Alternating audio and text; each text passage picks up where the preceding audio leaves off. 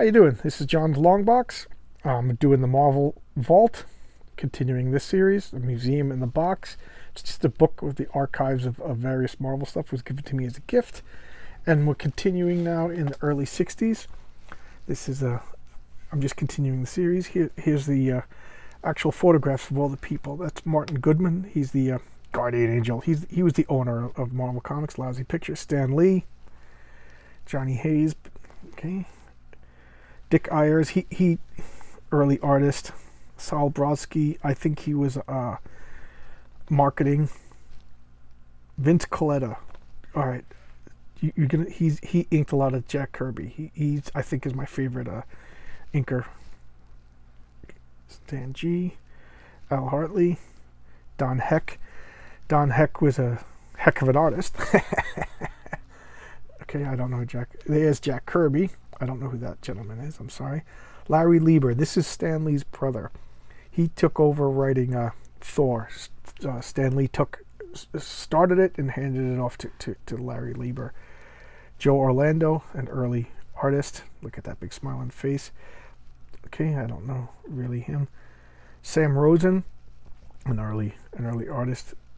Artie Simek, another art. Chick Stone. Okay, he another inker for Jack Kirby.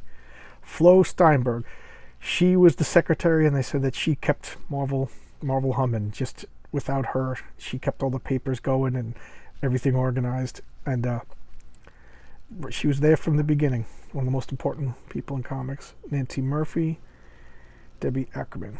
Okay. The Merry Marvel Marching Society, the MMMS. You used to see ads for them, and it was like a fan group. And their saying was "Face front, true believers," and it was just like you'd wrote to them, and they said, "Oh, next page, okay." I still want that shirt. Somebody find me that shirt, please. Okay, and this is the Mighty Marvel Marching Society. Okay. When you wrote to them, I forget if you paid or whatever, but they sent you this like diploma, and you got these cards, okay, and you put your name in it, okay, Grand Marshal, yeah. And you just felt it was like a little fan club. Okay, here's the back of that diploma. The Marvel Pledge. I pledge allegiance to the mags of Marvel Group and to the madmen who put them on the stands. The one bullpen, understaffed, indecipherable, with liberty and boo-boos for all. I mean, it was just playful, just fun. It made you feel like you were part of a club, a group. Okay, look at these pictures. I had the Captain America one. I don't see the Captain America one. Oh man, $1.50. Just beautiful. Oh man. I had the Captain America. I just remember there's a picture of me somewhere with my fat belly sticking out. Marvel Comics now in mini book form. I remember these. I definitely remember. Okay, now we're getting into the 70s. Okay, Hero for Hire. That's Luke Cage, and as he was called, Power Fist. Okay.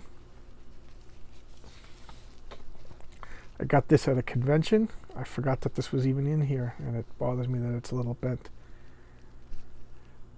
That's Wonder Man. Okay, this doesn't come with the vault. Okay, this is the 70s. Okay, Phase 2. Look at that, gorgeous. Okay. All right. There's Jack Kirby in the 70s with some freak behind him. I think is that Neil Adams? Yep, that's Neil Adams. Okay. I talked about Neil Adams in an early video. Okay. You can see the Fantastic Four. That's Crystal. That's Black Bolt. That's Black Bolt's cousin, and she was a thing with the, romance with the Human Torch. Okay, this is a mock-up cover to get approved, and here's the actual cover. This is John Romita Sr., another legendary artist who I've met. And I spent time at his house a few times. A co-worker, he lives next door to one of my co-workers, and he asked me if I wanted to meet him. I was like, are you kidding me? Of course I want to meet him. Wonderful man. I'll talk about that someday. Okay, the Surfer Must Kill. Okay. Avengers. That's the Valkyrie. You've seen her in the Thor movie. Okay, here's some funky Stan Lee with his beard. Okay, 70s Stan Lee. Submariner Comics. See, 15 cents.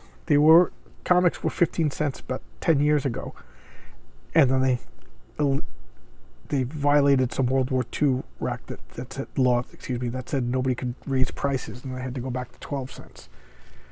So there was a strange little short period where comics they went from 12 cents to 15 cents and then back to 12 cents.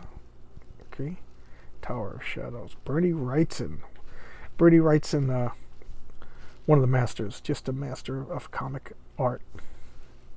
Very famous for his horror. Okay, The Changing Times. Oh, this is about that SpiderMan comic when Harry Osborn was on drugs and it went without the Comics Code Authority. So here's an actual picture of it. If you follow my videos, you see. So it's Spider-Man 96. I said 117, so I was wrong. See, 2 issues to tell this story without the Comics Code Authority. And like Stan Lee said, the world didn't end. Okay? And he's back with the Comics Code. And whenever they said still 15 cents, you knew that a price raise was coming. This is the first appearance of Morbius. Here's Spider-Man with many arms. I always thought that was a silly story. It's Ghost Rider. Okay? Tomb of Dracula. Okay? So what I tell you, 20 cents. Whenever they say still, Night of the Vampire. Werewolf by Night. So horror comics are coming back, and they're breaking some rules because they weren't allowed to say vampires and werewolf, but they're doing it. That's Roy Thomas up at bat. Luke Cage, Hero for Hire. So he was originally called Luke Cage, and then he adopted the name Power Man, and then he kind of just dropped it. Okay, here's the beginning of Marvel magazines. Dracula Lives. You could tell by the cover there. They were more adult. Tales of the Zombie. They weren't allowed to say zombies in regular comics, but if you notice, there's no Comics Code Authority. And I remember trying to pick them up a few times, and they were on the rack next to Playboy and Penthouse. Okay, Crazy. This was Marvel's humor magazine to rival Mad. There's Shang-Chi. Oh yeah, this was a turning point for Spider-Man. If you've seen the Tobey Maguire Spider-Man, you've seen, except they put Mary Jane, but it was Gwen Stacy. He went to save her after Green Goblin threw her off the bridge, and he shot her in the leg, but her momentum snapped her neck. So Spider-Man didn't really kill her. Green Goblin killed her, but that's Spider-Man. Spider-Man's motivation is guilt. You killed the woman I love. That's the death of Gwen Stacy. And I really think these days when they brought her back just undermined such. That's like bringing back Uncle Ben. Okay, you don't do it. Okay, Gil Kane artist, Jerry Conway, John Romita inker. Okay, here's Punchy Spider-Man hanging out in the office. Stan Lee. His sketches and then inked. This is Peter Parker talking to Gwen Stacy's father. Giant-sized Avengers. Oh man, this was some good stuff. Nuclo, the monster that time forgot. And Nuclo was a wizard, and Miss America had a son, and because of their mutations, their kid came out freaky sized. Some original Jack Kirby. Jack Kirby had left Marvel for DC. He got into a dispute with Stan Lee, and he came back. So this is him celebrating him coming back. Welcome to the first Mighty Marvel Convention, the Hotel Commodore. Okay, look at that. Get down, America. Vote Howard the Duck in 1976. I remember these. Vote for Howard the Duck. Look at that. That's the back of the convention. Okay. I remember this. Jack Kirby's Back with a Bang. This was a gigantic size comic. Okay, $1.50. It was like 2 feet by 2 feet. Just huge. I had it, but it got destroyed. And I'll stop here, and tomorrow I'll start with the Eternals. Okay, thank you. This is John's Long Box. Please like, please subscribe. Hope you enjoyed this. I'm having a lot of fun. Thanks a lot.